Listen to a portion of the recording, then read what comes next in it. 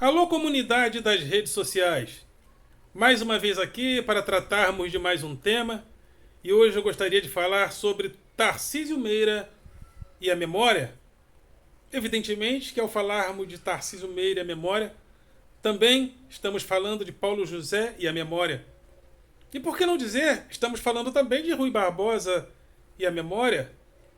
E por que eu estou falando sobre isso? Porque eu gostaria de prestar essa homenagem, principalmente a esses dois atores que faleceram de ontem para hoje, de anteontem para hoje, falando sobre a memória, porque, com certeza, essas duas personalidades ficaram, estão na memória, permanecerão, evidentemente, perpetuaram-se no tempo através da imortalidade.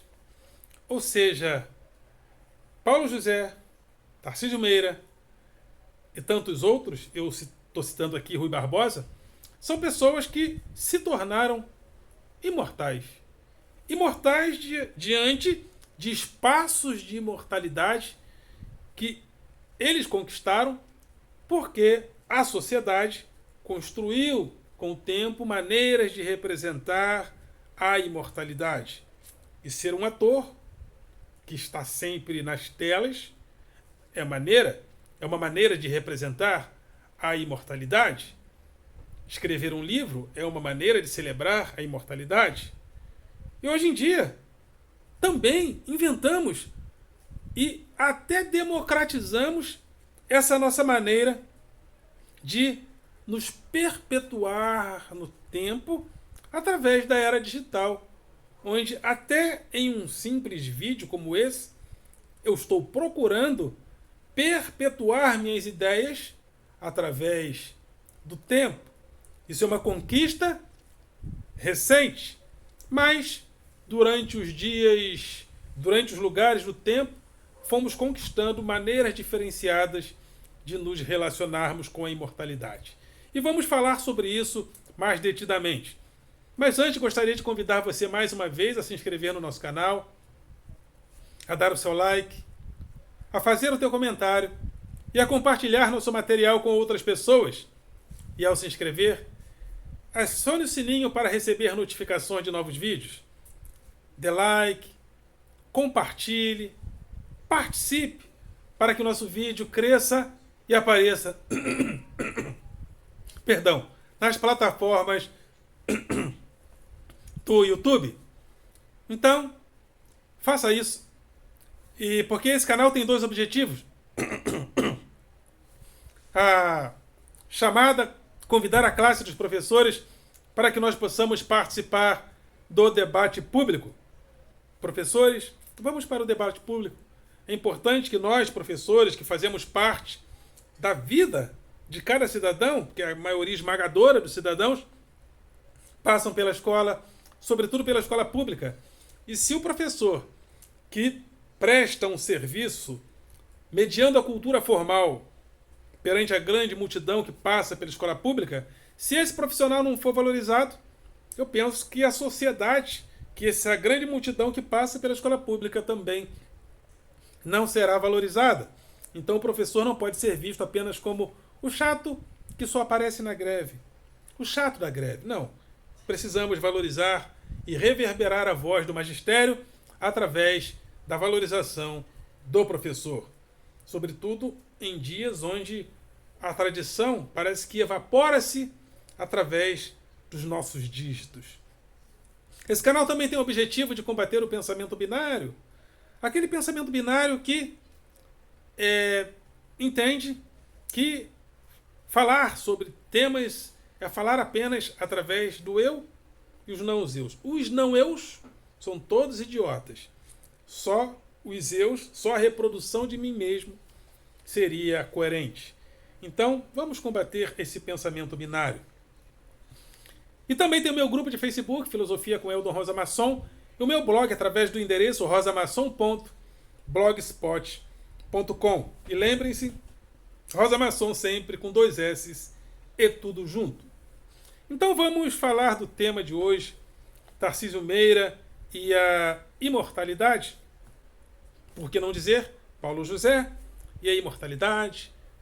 Rui Barbosa e a imortalidade. E quem sabe eu ou você e a imortalidade, porque encontramos nos dias de hoje maneiras de diferenciar, de nos perpetuar no tempo através de vídeos, da reprodução, inclusive, da nossa própria intimidade através do Facebook. Essas imagens, elas ficarão ali como uma memória armazenada. É um novo tempo também que abrimos para a memória, né?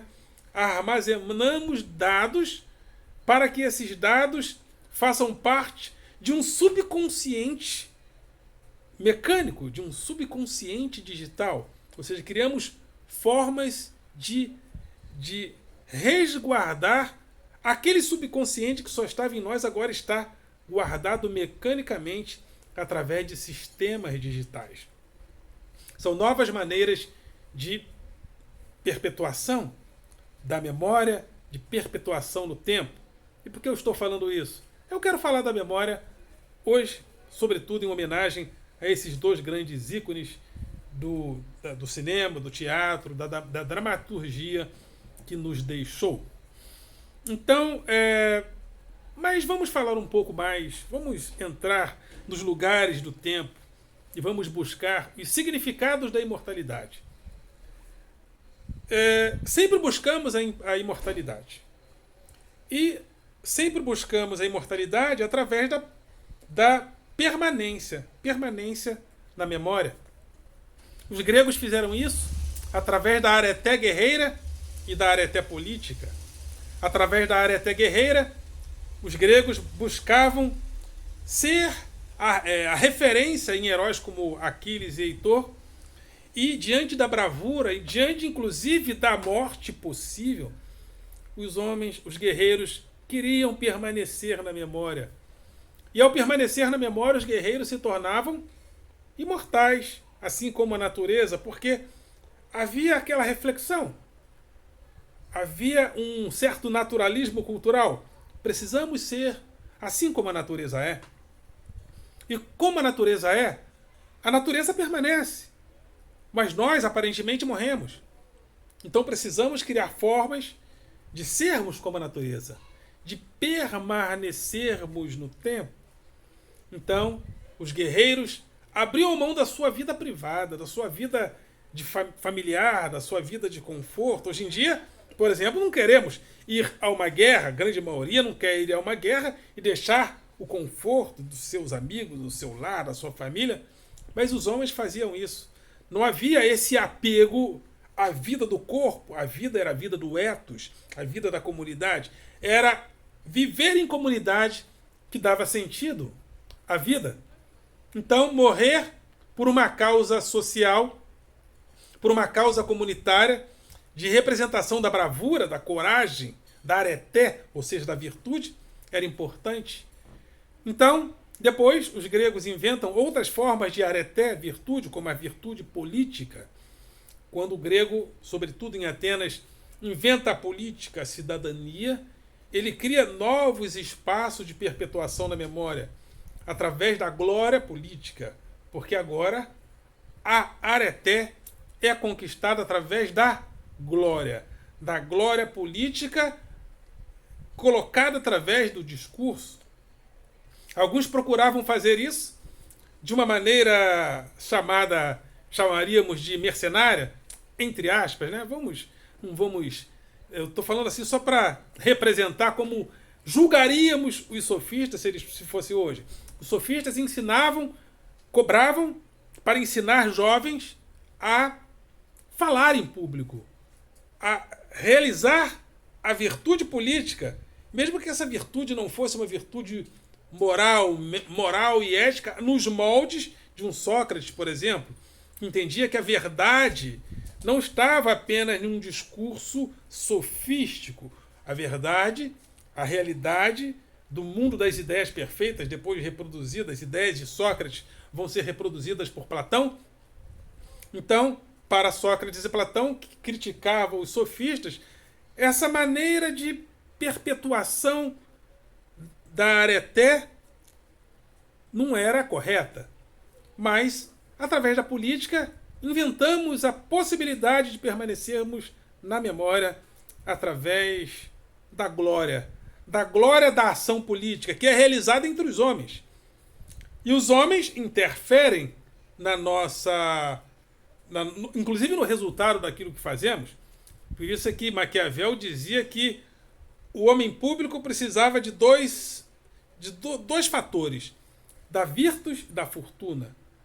A virtus era a capacidade de agir da maneira mais coerente possível. E a fortuna era a sorte que o tempo dava para cada homem público realizar seus fatos, seus feitos. Por exemplo, Winston Churchill é o que é porque houve uma fortuna chamada Grande Guerra Mundial que fez com que ele se colocasse e realizasse através da virtus os atos que até hoje são, as ações políticas que até hoje são elogiadas. Mandela, o mesmo. Então, cada homem público ele tem a fortuna que o tempo lhe dá e tem a virtus que é a capacidade de agir da melhor maneira possível, de acordo com a fortuna que os dias lhe dão.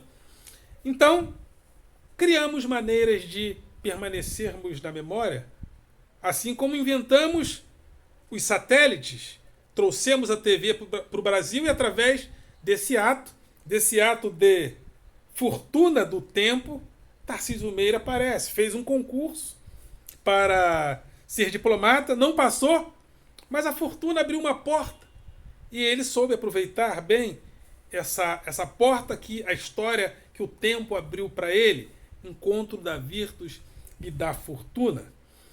E também gostaria de falar aqui da memória entre os judeus, por exemplo, né? Também entre os judeus havia essa inquietação, com certeza. O tempo aparece como um tempo fugidio. Aparentemente vamos morrer. Mas Deus, Jeová, pode nos remeter a uma esperança. Então, esse Deus que é eterno, Criador, cria a expectativa de que as comunidades hebraicas, judaicas e israelitas criassem toda uma expectativa histórica a partir desse Deus. Então, toda uma tradição foi formada em torno da promessa, então todas as religiões voltadas para essa tradição judaico-cristã têm na promessa a maneira de essas comunidades estarem no tempo esperando uma intervenção divina derradeira. Os judeus esperam o Messias, os cristãos esperam a volta de Jesus, as testemunhas de Jeová esperam a presença do reino. Então, são maneiras de nos perpetuar, né, de nos perpetuar no tempo, através da memória. A literatura, né? A literatura é uma maneira também de ficarmos no tempo. Antigamente, ficávamos no tempo através dos atos de bravura, dos atos políticos, e, sobretudo, a princípio, através da tradição oral.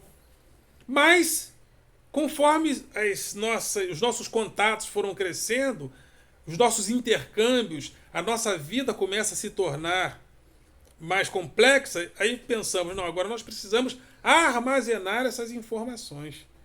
E hoje vivemos o boom desse super armazenamento de informações que começou lá nos tempos da escrita. Mas, de repente, as nossas conexões começam a crescer e precisamos nos comunicar mundialmente.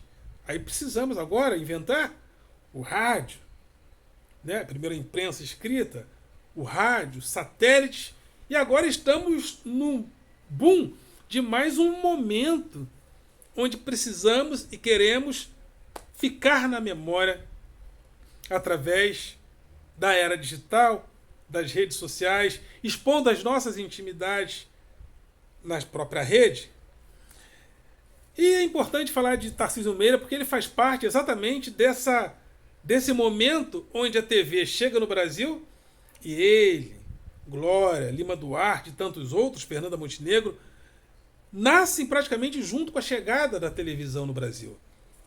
E as imagens, desde o cinema, desde a fotografia, desde o cinema, elas abrem uma nova perspectiva de relação com a memória, porque agora já não é mais a tradição oral apenas, já não é apenas a escrita, mas agora é a imagem fotográfica, a imagem do cinema, a imagem de uma TV, a imagem agora que chega a nós.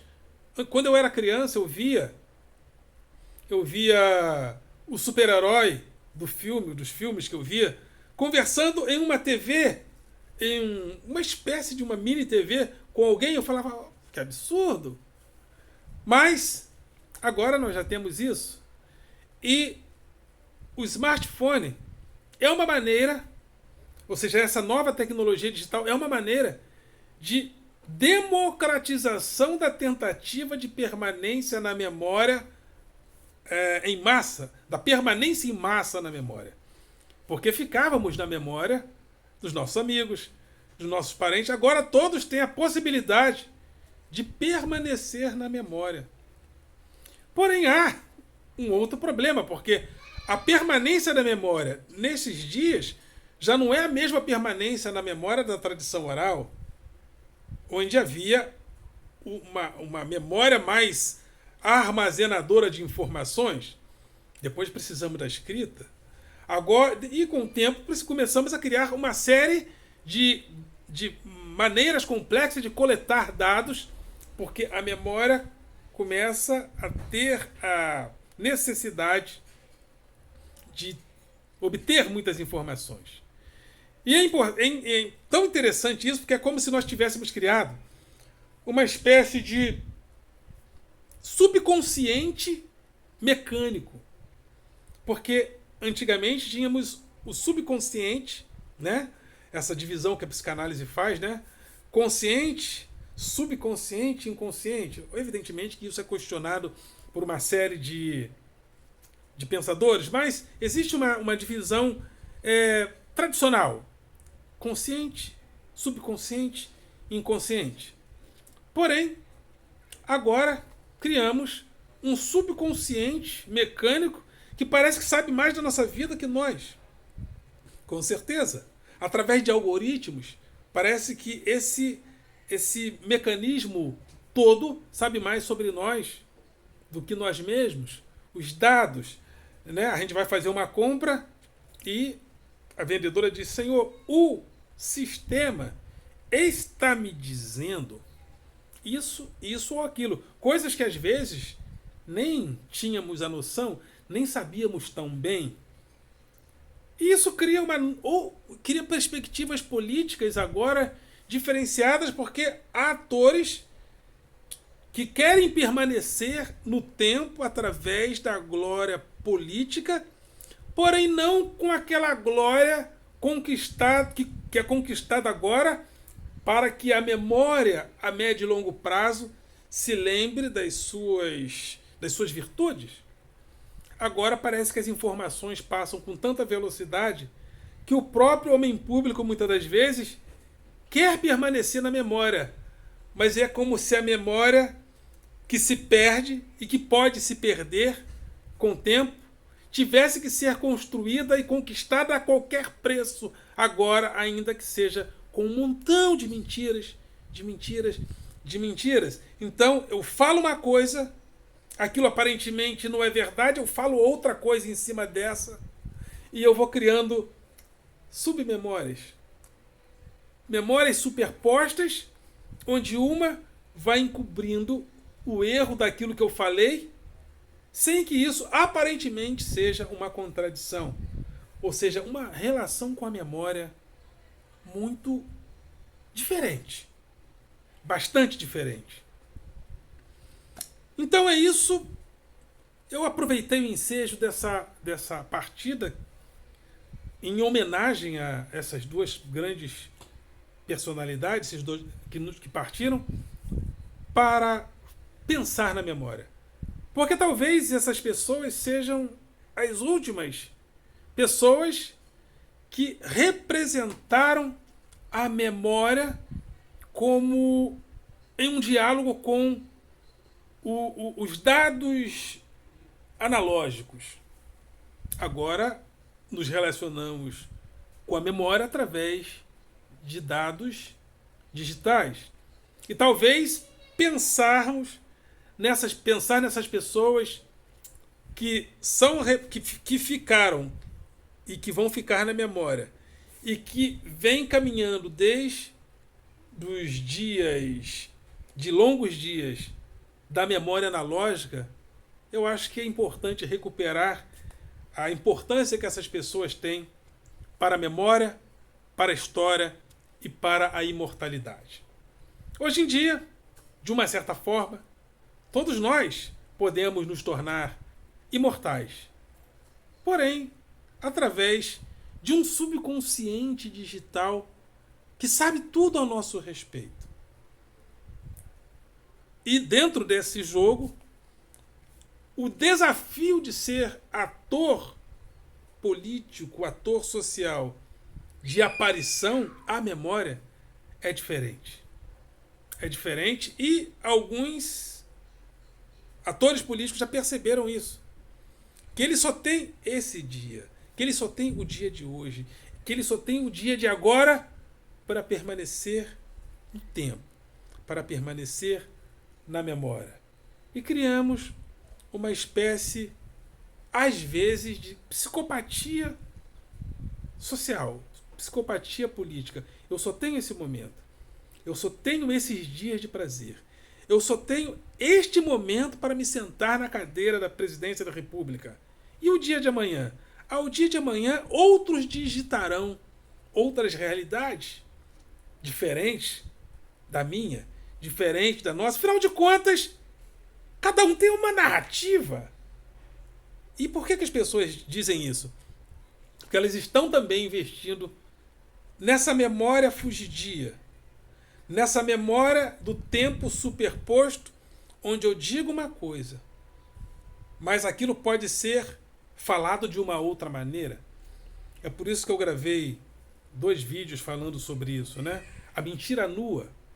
Vivemos numa relação tão estranha com a memória que hoje em dia atores políticos mentem sem a necessidade de dar coerência à mentira. Antigamente usávamos a aparência de verdade porque não queríamos ser encontrados pela luz da verdade em uma mentira.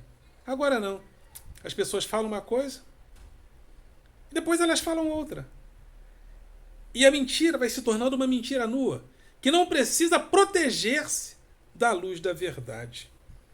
É o que eu chamo carinhosamente de mentira nua. Então, fico aqui em homenagem a essas 2 pessoas que partiram. Né? Essas 2 pessoas me inspiraram a falar sobre a memória, uma vez que são imortais, que ficarão na nossa memória. Então, em homenagem a Tarcísio Meira e Paulo José, hoje eu resolvi falar sobre a imortalidade. Há maneiras de nos tornarmos imortais. E hoje, esse diálogo que eu estou tendo com vocês agora é uma maneira também de nos tornarmos imortais. Porém, que imortalidade é essa? Essa é a pergunta que eu gostaria de deixar no ar. Que imortalidade é essa onde nós falamos uma coisa, onde nós deletamos informações e esquecemos de esquecer? Antigamente esquecíamos das coisas. Agora não esquecemos mais, agora nós deletamos. Quando esquecíamos, o que esquecíamos ficava no inconsciente, pelo menos do ponto de vista clássico, da psicanálise clássica, né? Aquilo ficava no inconsciente ou no subconsciente e íamos buscar. E quando deletamos as informações que deletamos vão para onde? E talvez aí esteja a dificuldade, às vezes, de alguns alunos nossos, né, de aprenderem, porque aprender também é aprender, se esquecer e depois ir buscar no inconsciente, no subconsciente, aquilo que aprendemos. Mas ao deletarmos, nos esquecemos de esquecer. E quando deletamos, onde vamos buscar as informações outrora armazenadas em algum lugar. Ok, galera?